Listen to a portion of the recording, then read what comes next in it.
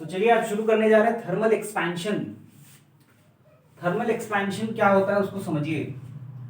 आपने सुना होगा कि गर्मी में चीजें एक्सपैंड कर जाती है। जैसे बहुत बचपन में ये पढ़ा है कि रेलवे ट्रैक्स जहां पे जोड़े जाते हैं वहां पे बीच में थोड़ा गैप छोड़ा जाता है ताकि रेलवे ट्रैक अगर गर्मियों में एक्सपैंड करे तो वो टेढ़ा ना हो जाए, वो उस गैप को फिल कर दे।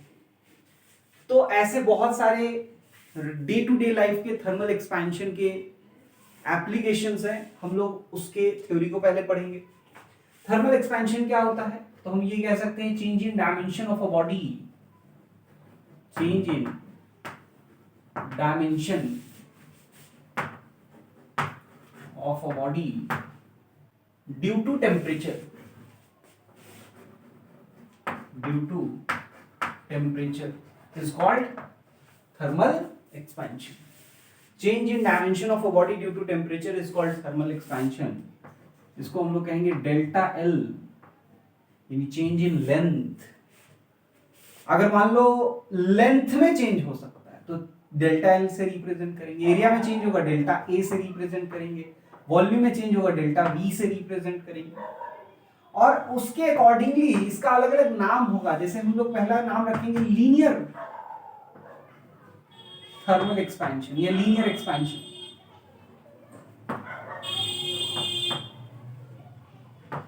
मान लेते हैं कि एक रॉड, उसका कुछ लेंथ है L, और वो किसी T0 टेम्परेचर पे है। जब इसको हीट करते हैं टेम्परेचर बढ़ के T हो जाता है, तो ऑब्वियसली इसमें थोड़ा क्या होगा, फैलाव आएगा, एक्सपेंशन आएगा। तो कितना फैलाव आएगा, मान लेते हैं वो फैलाव है डेल्टा एल, तो वो जो फैलाव है, वो जो एक्सपेंशन है delta L must be proportional to L.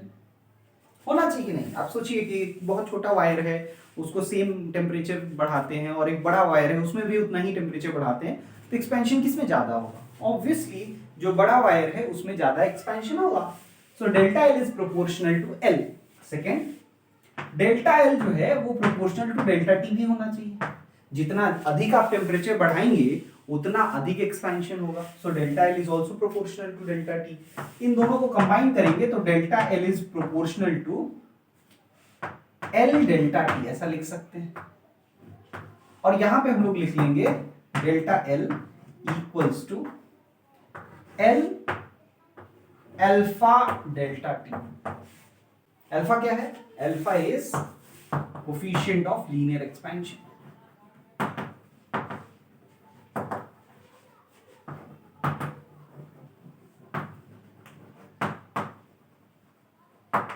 ठीक है भाई, ये alpha is coefficient of linear expansion.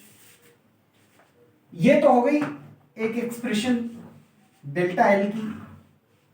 अब हम लोग फाइनल लेंथ कितना हो जाएगा उसको अगर एल डैश से रिप्रेजेंट करें तो delta L must be L dash minus L equals to L alpha delta T. L को उधर भेज देंगे तो एल डैश का जो फाइनल एक्सप्रेशन हो जाएगा L into 1 plus alpha delta T, ये हो जाएगा एल डैश। आया समझ? तो ये हो गया फाइनल लेंथ का एक्सप्रेशन। सिमिलरली दो और एक्सपेंशंस होते हैं, उसको हम लोग देखेंगे, लेकिन उससे पहले अल्फा को हम लोग डिफाइन कर लें। अल्फा पूछा जाता है, define coefficient of linear expansion. तो कैसे डिफाइन करेंगे? अल्फा इक्वल्स टू, देखिए आप ध्यान से, delta L upon L delta T. क्या लिखेंगे भाई, क्या कहेंगे अल्फा को? Alpha is change in length पर unit rise in temperature. So alpha is change in length पर यूनिट राइज इन टेम्परेचर। अब बात करते हैं इसके एसआई यूनिट की। एसआई यूनिट क्या होगा भाई? इसका एसआई यूनिट अगर आप ध्यान से देखें तो इसका एसआई यूनिट है पर केल्विन या फिर पर डिग्री सेंटीग्रेड। क्योंकि केल्विन और डिग्री सेंटीग्रेड दोनों ही टेम्परेचर स्केल का जो यूनिट है वो इक्वल होता है। दोनों में गैप जरूर है 273.15 का, लेकिन दोनों का जो स्केल है उसका स्केल का लेंथ इक्वल है। इसीलिए आप चेंज इन टेम्परेचर आप डिग्री सेल्सियस में निकालें, चाहे चेंज इन टेम्परेचर केल्विन में निकाले एक ही बात होता है, इसलिए एसआई यूनिट के तौर पे दोनों में से कुछ भी रहे एक्सेप्टेबल है। चलिए आगे बढ़ते हैं। हालांकि मोर एक्यूरेट तो ऑब्वियसली केल्विन होगा, क्योंकि टेम्परेचर केल्विन में रखेंगे तो चेंज इन टेम्परेचर भी केल्विन में आएगा, लेकिन दोनों वैल्यूज इक्वल होंगे, ये बात क्लियर रहना चाहिए। अब इसके अगर डायमेंशन की बात करें तो देखिए पहली बार ऐसा होता है कि टेम्परेचर का डायमेंशन एंटर करता है। तो अल्फा के डायमेंशन की बात करें तो m 0 रहेगा, l 0 रहेगा, t 0 रहेगा, लेकिन थीटा -1 होगा। थीटा मतलब टेम्परेचर, कई बार वो के भी लिखा जाता है, कई बार थीटा भी लिखा जाता है, दोनों में से आप जो मन हो वो लिख सकते हैं। यहाँ पे वो थीटा या के जो भी रिप्रेजेंट करेंगे वो केल्विन के जगह पे या टेम्परेचर का डायमेंशन के तौर पे यूज होता है। ठीक है, जल्दी से इतना कॉपी कर लो।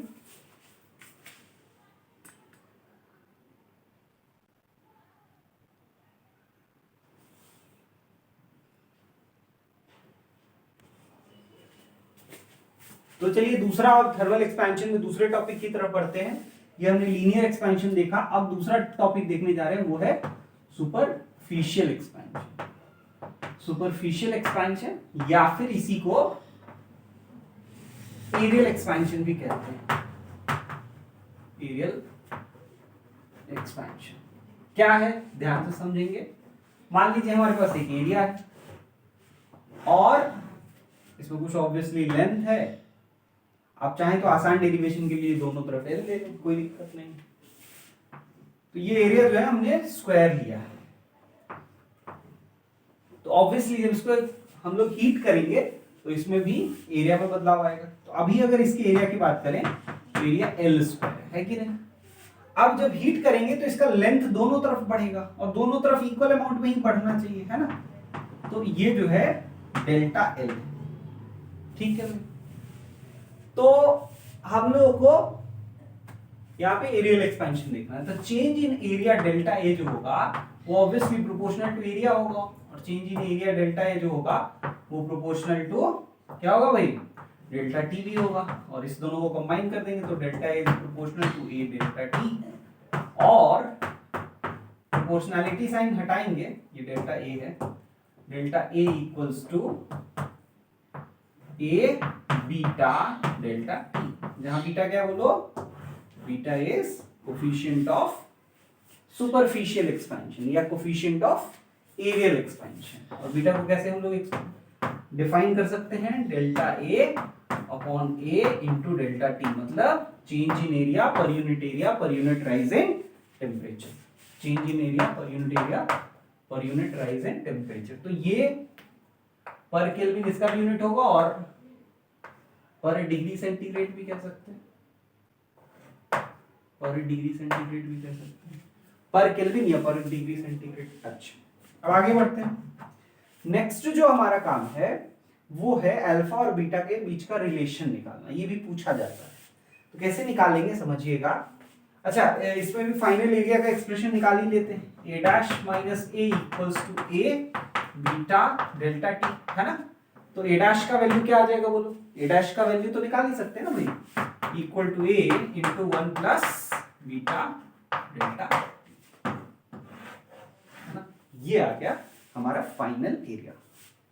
अब हम लोग अल्फा और बीटा के बीच का रिलेशन निकालना चाहते हैं, तो कैसे निकालेंगे भाई। तो देखिएगा, इसी का मदद लेंगे हम लोग। देखिएगा ध्यान से, हम लोग ए लिख सकते हैं एल स्क्वायर और ए डैश लिख सकते हैं एल प्लस डेल्टा एल का होल स्क्वायर, है ना।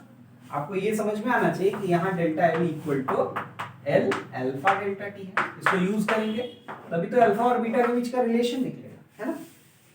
तो अब हम लोग यहाँ पे उनको पुट करने जा रहे हैं, देखिएगा ध्यान से। ए डैश की जगह एल प्लस डेल्टा एल का होल स्क्वायर इक्वल टू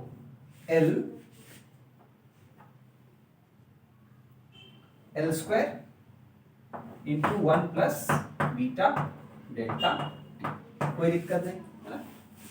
ये हमने ए डैश की जगह रख दिया, ए की जगह रख दिया। अब इसको थोड़ा और आगे बढ़ाते तो देखिए क्या लिख पाएंगे, L square plus delta L square plus 2l delta L equals to L square 1 plus या ऐसा लिख लें L square plus L square beta delta T, है ना, डेल्टा टी कैपिटल टी होगा। तो आप देख पा रहे हैं कि एल स्क्वायर कैंसिल हो जाएगा।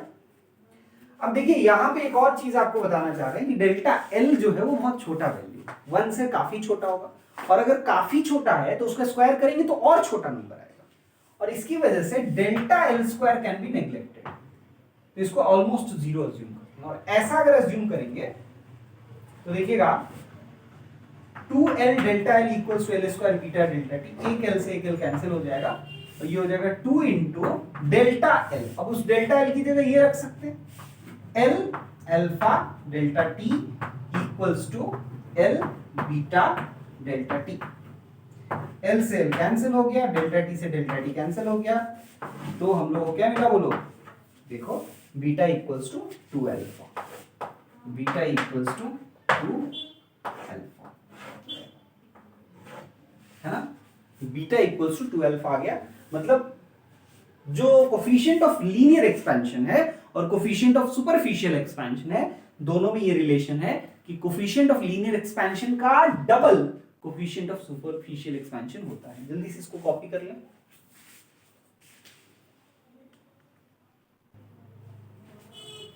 चलिए अब नेक्स्ट टॉपिक पे आते हैं, और नेक्स्ट टॉपिक है हमारा वॉल्यूम एक्सपेंशन। वॉल्यूम एक्सपेंशन क्या है? वॉल्यूम एक्सपेंशन इसको समझते हैं। अगर हमारे पास एक सॉलिड बॉडी है, उसको जब हीट करेंगे तो वो पूरे 3 डायमेंशन स्पेस में क्या होगा, पूरे 3 डायमेंशन स्पेस में वो एक्सपैंड करेगा, एज अ रिजल्ट उसका वॉल्यूम एक्सपैंड होगा। ऑब्वियसली इसमें एरियल एक्सपेंशन भी हो रहा होगा, इसमें लीनियर एक्सपेंशन भी हो रहा होगा, और इसमें वॉल्यूम एक्सपेंशन भी हो रहा है। तो हम लोग को मेन इसमें वॉल्यूम एक्सपेंशन देखना है। मान लीजिए अगेन ये क्यूब है जिसका लेंथ एल है, इसका वॉल्यूम बी मान लेते हैं, तो इसका भी जो डेल्टा बी होगा वो delta B proportional to initial volume होना चाहिए, और delta B proportional to delta T होना चाहिए। तो दोनों को कंबाइन करेंगे तो delta B proportional to V delta T आएगा, और इसमें जो प्रोपोर्शनैलिटी कांस्टेंट आता है वो delta B equals to V gamma delta, ये आता है। यहां से दो चीजें, गामा के वैल्यू को देखते हैं, गामा इक्वल टू क्या लिख सकते हैं, delta V by V into delta T, यानी change in volume per unit rise in temperature. ये गामा का वैल्यू हो गया, ये बात हो गई। अच्छा, इसका भी यूनिट अगर देखा जाए तो पर केल्विन या फिर पर डिग्री सेंटीग्रेड ही होगा, है ना। अच्छा, इसका भी अगर हम लोग डायमेंशन की बात करें तो पर मतलब थीटा इनवर्स ही होगा, m0 l0 t0 होगा। यहां पे सेकंड पार्ट पे आते हैं तो v dash minus v equals to v gamma delta t, ऐसा भी लिख सकते हैं, यानी कि फाइनली लिख सकते हैं v dash equals to v into 1 plus gamma delta t। This is what we can write, है ना। ये हमने लिख लिया, आगे बढ़ जाते हैं, देखेंगे ध्यान से। ये तो v का फाइनल एक्सप्रेशन हो गया। अब हम लोग को नेक्स्ट जो करना है वो अल्फा एंड गामा का रिलेशन, ठीक है, relation between alpha and gamma कैसे निकालेंगे। तो हम लोग ये फाइनल एक्सप्रेशन यूज करेंगे, v dash equals to v into 1 plus gamma delta t। ये भी ध्यान रखिएगा, यहाँ पे हम लोग delta l equals to l alpha delta t ये जरूर यूज कर सकते हैं। तो v डैश का वैल्यू क्या लिखेंगे, l plus delta l whole square, ठीक है, लिख सकते हैं कि नहीं। जो मान लीजिए अभी लेंथ l है और l बाद में क्या हो जाए, l डैश हो जाए, तो l डैश का क्यूब लिखेंगे, स्क्वायर नहीं लिखेंगे, क्यूब लिखेंगे, है ना। तो l प्लस डेल्टा l का होल क्यूब लिख लिया। अब इसको किसके इक्वल लिख सकते हैं, v की जगह पे l का क्यूब लिख लेंगे into 1 plus gamma delta t, ये आ जाएगा। अब हम लोग इसको क्यूब करना शुरू करते हैं। इसको क्यूब करेंगे तो हमारे पास बहुत सारे टर्म्स आएंगे, एल क्यूब आएगा प्लस डेल्टा एल क्यूब आएगा plus 3 L square delta L आएगा plus 3 L delta L whole square आएगा equals to L cube plus L cube gamma delta T, ये आएगा। अब इस एक्सप्रेशन को अगर आप ध्यान से देखें तो एल क्यूब कैंसिल हो जाएगा, और जो लॉजिक अभी अभी मैंने बताया उसी लॉजिक से डेल्टा एल क्यूब को भी अप्रोक्सीमेटली 0 मानेंगे और डेल्टा एल स्क्वायर को भी अप्रोक्सीमेटली 0 मानेंगे, यानी कि क्योंकि डेल्टा एल बहुत छोटा है, उसका स्क्वायर या उसका क्यूब बहुत छोटा होगा, तो उसके हायर पावर्स को नेग्लेक्ट कर रहे हैं। तो क्या लिखेंगे 3l स्क्वायर, और डेल्टा एल की जगह क्या लिख लेंगे एल अल्फा डेल्टा टी, तो वो भी एल आएगा तो एल क्यूब हो जाएगा, तो 3l cube alpha delta T equals to L cube gamma delta. अब देखिए एल क्यूब और एल क्यूब कैंसिल हो गया, डेल्टा टी कैंसिल हो गया, this implies gamma equals to 3 alpha, gamma equals to 3 alpha.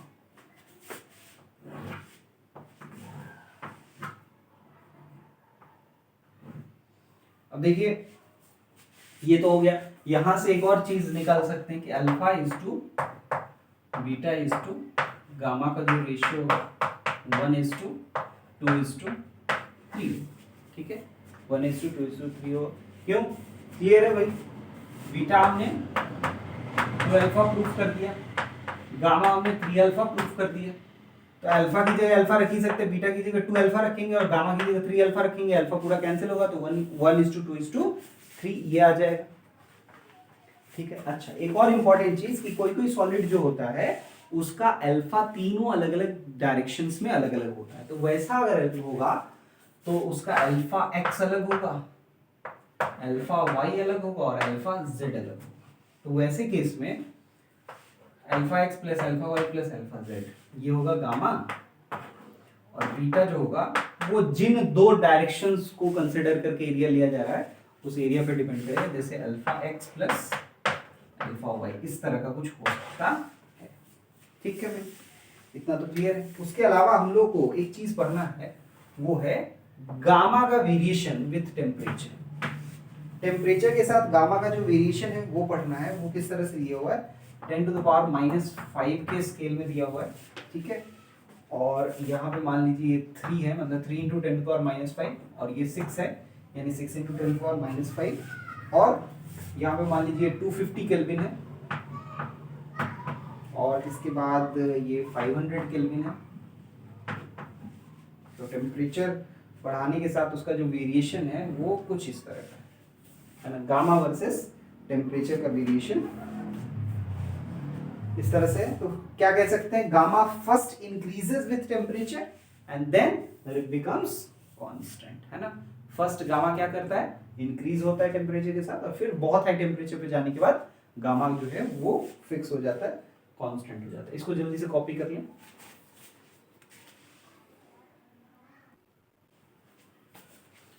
चलिए अब आगे बढ़ते हैं, नेक्स्ट टॉपिक जो हम लोग देखने जा रहे हैं वो है molecular explanation of thermal expansion, यानी कि हम लोग मॉलिक्यूलर लेवल पे जाके देखेंगे कि आखिर थर्मल एक्सपेंशन क्यों हो रहा है।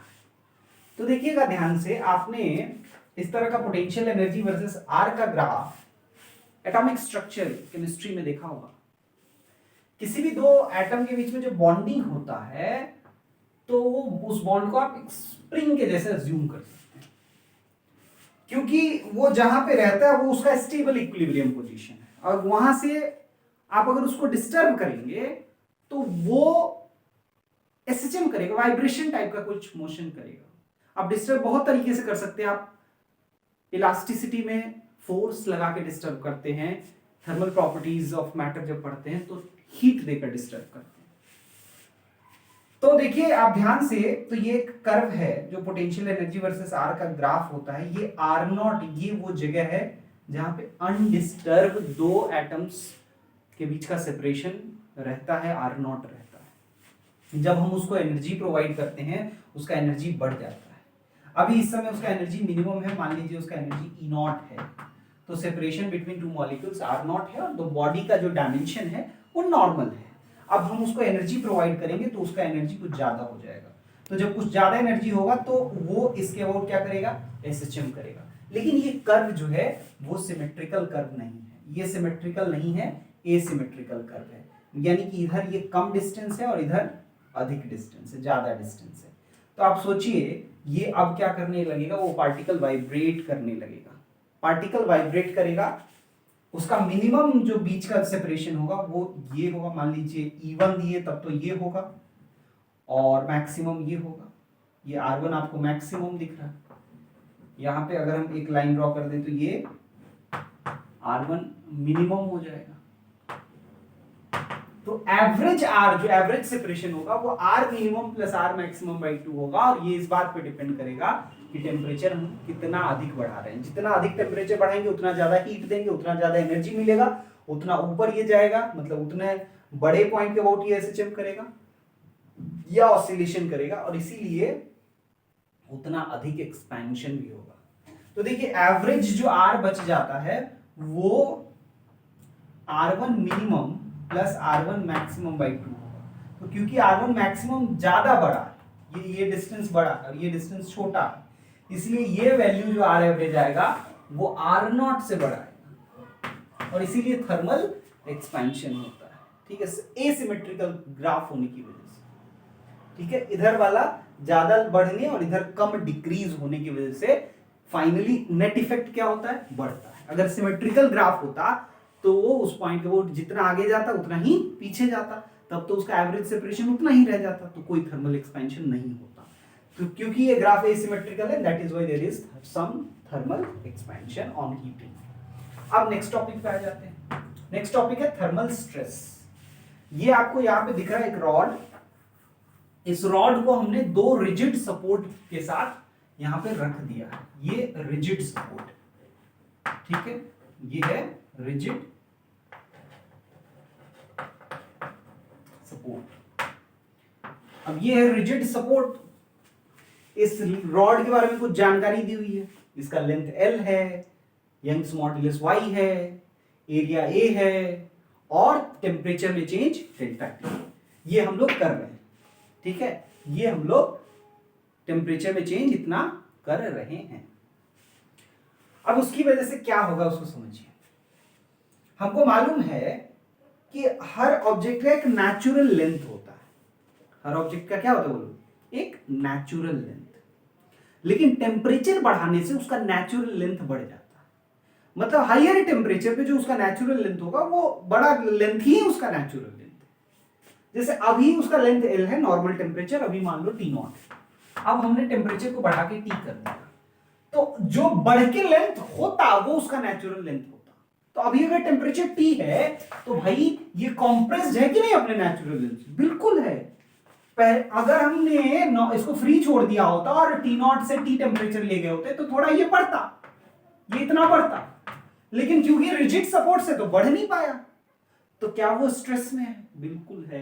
क्या वो फोर्स लगा रहा होगा रिजिड सपोर्ट पे, नहीं मुझे लंबा होने दो, मुझे लंबा होने दो, मुझे लंबा होने दो, लेकिन वो बेचारा लंबा तो हो नहीं पा रहा है, तो वो पूरा स्ट्रेस में। तो पहले निकालते हैं कि उसका डेल्टा L कितना होना चाहिए था। तो डेल्टा L होना चाहिए था L अल्फा डेल्टा T। तो क्या हमारा स्ट्रेन निकल गया, delta L by L equals to alpha delta T। ये आपको स्ट्रेन दे देता है। और एक बार जब आपका स्ट्रेन निकल गया तो फिर स्ट्रेस जो है आप हुक्स लॉ से निकाल सकते हैं। स्ट्रेस जो होता है वो y टाइम्स ऑफ स्ट्रेन होता है। तो इसको लिख सकते हो y times of delta L by L, यानी अल्फा डेल्टा T। तो स्ट्रेस के लिए एक्सप्रेशन आपका हो गया y alpha delta T, thermal stress ये हो गया। और कई बार पूछ देता है कि भाई उस पे वो सपोर्ट्स पे कितना फोर्स लगा रहा है, तो वो फोर्स जो लगा रहा है वो फोर्स हो जाएगा equals to y a alpha delta T। ये हो गया हमारा फोर्स, ये हमारे फोर्स की वैल्यू हो गई। आई होप आपको समझ में आ गया होगा। जल्दी से इतना कॉपी कर लें।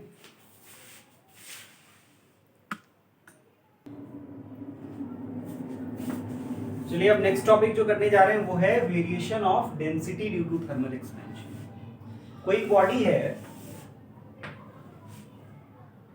उसको अगर एक्सपैंड कर रहे हैं, यानी हीट करेंगे तो एक्सपैंड करेगा, मतलब थर्मल एक्सपेंशन हो रहा है उसका वॉल्यूम V से बढ़ के अगर V डैश हो गया, आप सोचिए मास तो सेम रहा ना, मास तो चेंज नहीं हुआ एक्सपेंशन से, तो क्या डेंसिटी वेरी करेगा? बिल्कुल वेरी करेगा भाई। डेंसिटी रो होता है m/v, तो उसका नया डेंसिटी रो डैश हो जाएगा m/v डैश। तो ऑब्वियसली उसका डेंसिटी वेरी कर गया। तो इसी दोनों डेंसिटी, इनिशियल डेंसिटी और फाइनल डेंसिटी में क्या रिलेशन है वो निकालना चाहते हैं। तो देखिए रो डैश को क्या लिख सकते हैं, m बाई वी डैश की जगह v into 1 plus gamma delta T, ऐसा लिख सकते हैं, है ना। तो इसको क्या लिख पाएंगे फिर, rho dash equals to m by v, ऐसे ही रहेगा, और ऊपर हो जाएगा 1 प्लस गामा डेल्टा टी। अब देखेंगे ध्यान से, अब यहां पे एक इंपॉर्टेंट पॉइंट आ रहा है, ऊपर गया तो पावर -1 होगा, ऊपर गया तो पावर क्या हो जाएगा -1, और m बाई वी तो ऑलरेडी रो मालूम है, तो rho dash equals to rho into 1 minus gamma delta T, ये आ गया, है ना। Rho dash equals to 1 minus gamma delta T कैसे आया समझिएगा, ये तो रो हमने लिख लिया, 1 plus X to the power n, अगर ऐसा हो तो इसका बाइनोमियल एक्सपेंशन कर सकते हैं, प्रोवाइडेड x लेस देन 1 है, और इसका जो x लेस देन 1 के केस में बाइनोमियल एक्सपेंशन होता है वो सिंपली 1 प्लस nx लिख सकते हैं। ये तब कर सकते हैं जब x जो है वो 1 से बहुत छोटा, उसका कारण ये है कि इसके आगे और हायर पावर्स भी आने वाले हैं, लेकिन उन हायर पावर्स को हम नेग्लेक्ट कर सकते हैं अगर ये कंडीशन वैलिड है तो यहां से हम लोग के पास रो डैश और रो में ये रिलेशन आ गया। अगर आप ध्यान से देखेंगे तो डेंसिटी आपको टेम्परेचर के साथ डिक्रीज होता हुआ दिखेगा, और वो होना भी चाहिए। अगर वॉल्यूम इंक्रीज कर रहा है तो डेंसिटी को डिक्रीज करना ही चाहिए। जल्दी से इसको कॉपी कर ली, फिर आगे बढ़ेंगे।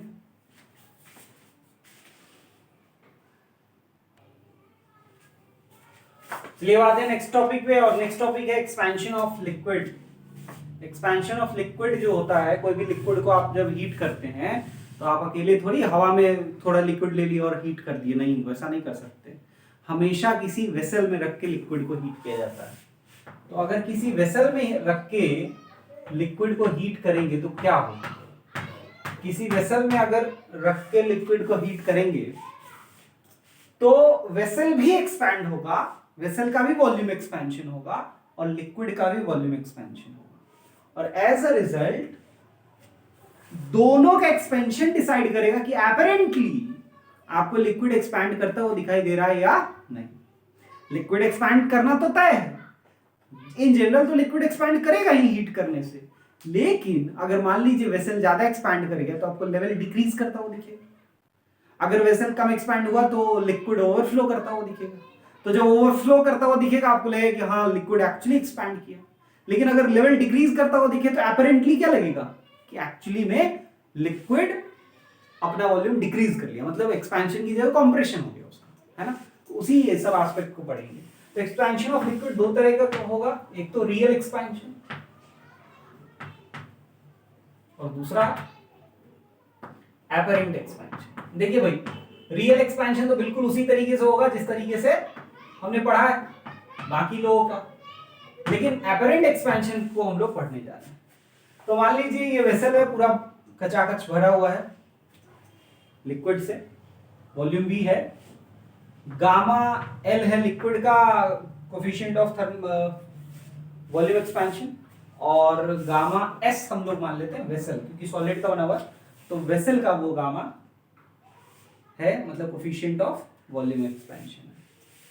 तो बताइए डेल्टा वी ऑफ सॉलिड यानी वेसल कितना एक्सपैंड करेगा, वो क्या लिखेंगे, V into gamma S delta T, और डेल्टा वी ऑफ लिक्विड क्या लिखेंगे, V into gamma L delta T.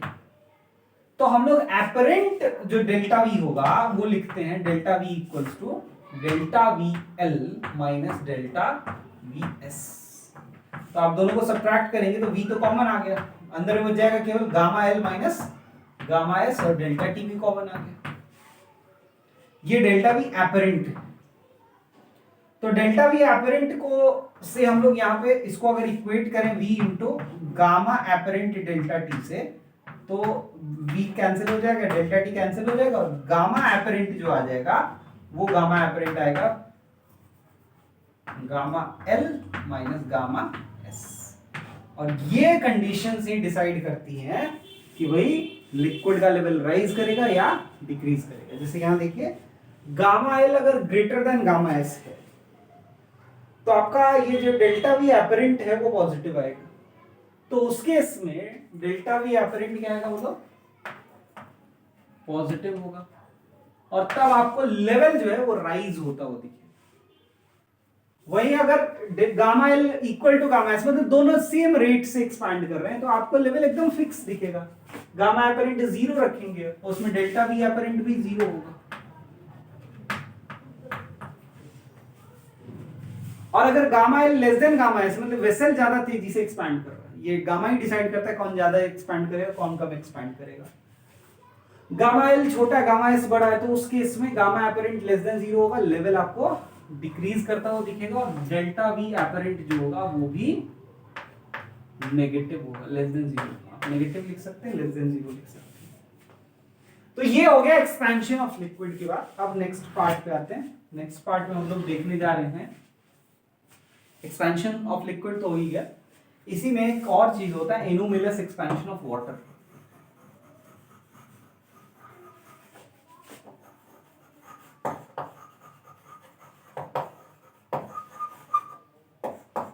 Water जो है ना वो एक अलग तरह का बिहेवियर शो करता है जब उसको हीट करते हैं।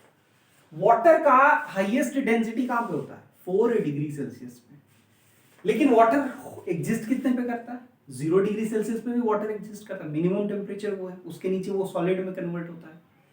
तो 0 से 4 डिग्री में क्या हो रहा है, वही चीज है, कहलाता है anomalous expansion of water. Anomalous मतलब exceptional behaviour, unusual behaviour, unusual expansion of water. Water जो है एक अनयूजुअल बिहेवियर शो करता है।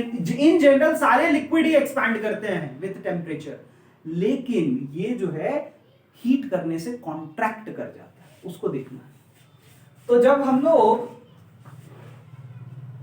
वॉल्यूम की चर्चा करेंगे, तो मान लो ये टेम्परेचर है एट इन डिग्री सेंटीग्रेड, तो 0 डिग्री सेंटीग्रेड पे कुछ वॉल्यूम था। जब हमने हीट करना शुरू किया तो ये एक्सपैंड होने की बजाय कॉन्ट्रैक्ट हुआ। कहां तक कॉन्ट्रैक्ट हुआ, 4 डिग्री सेल्सियस तक। और उसके बाद जब हीट करते हैं तो फिर ये एक्सपैंड करता है। तो ये जो इसका एनोमिलस बिहेवियर है कि 0 डिग्री सेल्सियस से 4 डिग्री सेल्सियस पे हीटिंग के बावजूद ये कॉन्ट्रैक्ट करता है, इसी चीज को हम लोग कहते हैं एनोमिलस एक्सपेंशन ऑफ वाटर। इसमें अगर डेंसिटी की बात की जाए तो इसका डेंसिटी कुछ तो रहा होगा 0 डिग्री पे भी, और ये बढ़ता है फिर घटता है। मतलब 4 डिग्री सेल्सियस पे ये मैक्सिमम डेंसिटी होता है ना। 4 डिग्री सेल्सियस पे क्या होता है बोलो, मैक्सिमम डेंसिटी। अब देखिए एक और इंपॉर्टेंट चीज है यहाँ पे, एनोमिलस एक्सपेंशन ऑफ वाटर तो यहां तक क्लियर है हम लोग को, ठीक। एक बात समझिए कि ये जो चीज है ये बहुत ही इंपॉर्टेंट है for survival of aquatic life, है ना। पूछा जाता है कि explain the importance of anomalous expansion of water for the survival of aquatic life. तो कैसे एक्सप्लेन करेंगे समझिए, है ना। आई होप आपने ये पूरा लिख ही लिया है, तो हम इधर मिटा रहे हैं, आप देखिएगा।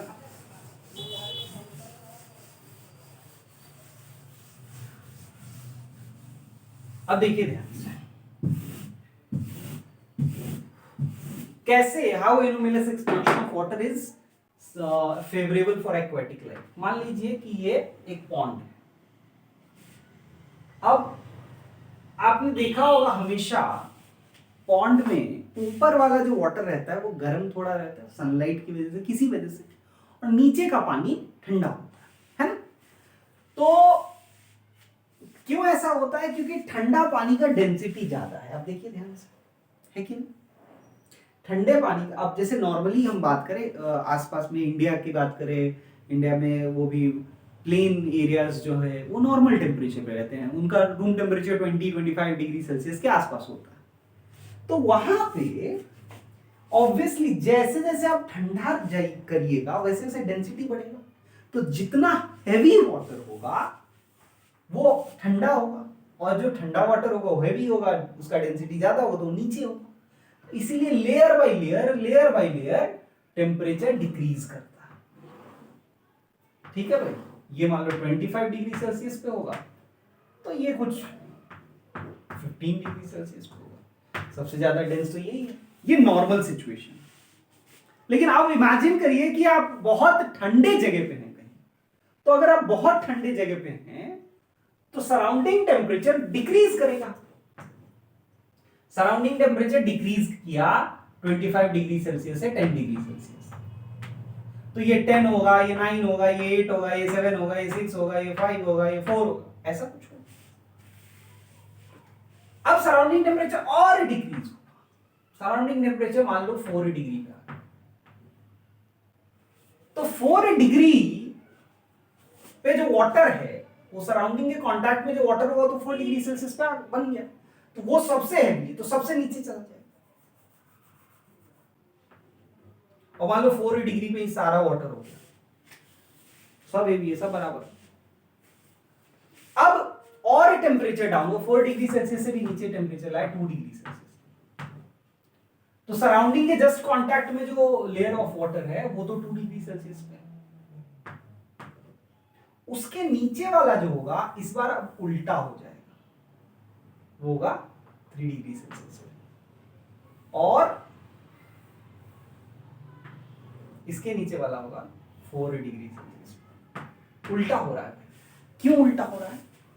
क्योंकि देखो 4 डिग्री सेल्सियस वाले का डेंसिटी सबसे ज्यादा है, उससे कम डेंसिटी है 3 वाले का, उससे कम डेंसिटी है 2 वाले का, है ना?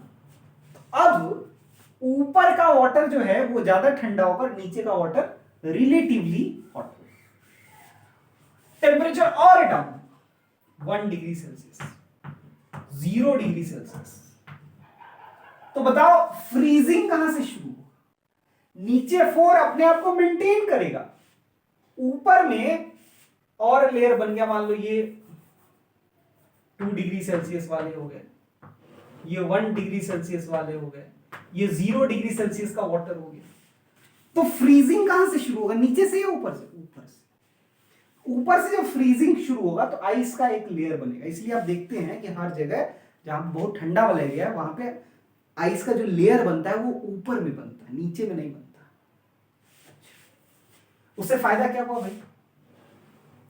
आइस अगर ऊपर बना है तो बहुत फायदा, नीचे का सॉइल जो है वो अभी भी बचा हुआ है वाटर के कांटेक्ट में, तो एक्वेटिक प्लांट्स को कोई हार्म नहीं होगा।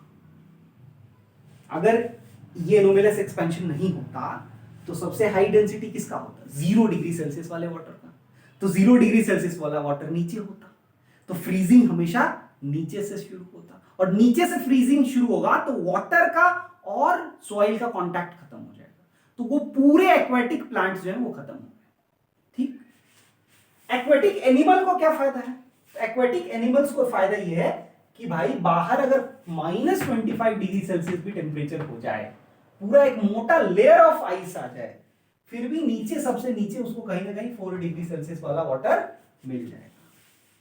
और साथ ही साथ ये जो आइस का एक फॉर्मेशन हुआ है लेयर का, आइस का जो लेयर होता है वो एक इंसुलेटर की तरह काम करता है, तो वो फर्दर इसमें से हीट निकलने से बचाता है, तो वो हीट इसमें ट्रैप रहता है और उन लोगों को गर्मी लगता है, इसलिए वो सर्वाइव कर पाते हैं। इवन इफ वो बाहर का टेम्परेचर -25 चल रहा, कोई दिक्कत नहीं, वो भाई नीचे 4 डिग्री सेल्सियस पे मस्त है। तो यहां पे फिश सर्वाइव कर रहा है। अगर मान लीजिए नीचे से आइस फॉर्मेशन होता तो और नुकसान था, सारा फिश जो है वो बह के बाहर चला जाता, नीचे आइस फॉर्मेशन हुआ। अब होता क्या कि मान लीजिए अब गर्मी बढ़ना शुरू हुआ, तो आप देख रहे थे ना कि पहले भी नीचे ठंडा ही जगह था, अगर नॉर्मल टेम्परेचर आता है तो नीचे का वाटर ठंडा रहता है और ऊपर का गर्म होता है। क्यों होता है? वाटर भी बहुत अच्छा कंडक्टर नहीं है हीट का, तो जब हीट एनर्जी फॉल करता है सन की वजह से, तो वो हीट एनर्जी ऊपर के ही कुछ एक पोर्शन तक ट्रैप होके वाटर में रह जाता है, नीचे नहीं जा पाता है। और अगर हीट एनर्जी नीचे नहीं जा पाएगा तो नीचे का आइस पिघलेगा नहीं, हर साल थोड़ा थोड़ा आइस का लेयर बढ़ता चला जाता और फाइनली वो पॉन्डी खत्म हो जाता, पूरा आइसी बन के रह जाता। तो सोचो ये लाइफ पूरा पॉसिबल है क्योंकि ये anomalous expansion, unusual behaviour, usual behaviour नहीं, अनयूजुअल बिहेवियर की वजह से पॉसिबल हो पा रहा है। जो बहुत ठंडी जगहों पे जो लाइफ है, अब एक्वेटिक लाइफ खत्म होगा तो भाई नॉर्मल लाइफ पे भी तो खतरा आएगा, वो प्रॉब्लम में आ जाएगा, है ना। आई होप आपको ये समझ में आया होगा कि why anomalous expansion of water is useful for aquatic life. जल्दी से इतना कॉपी कर लें।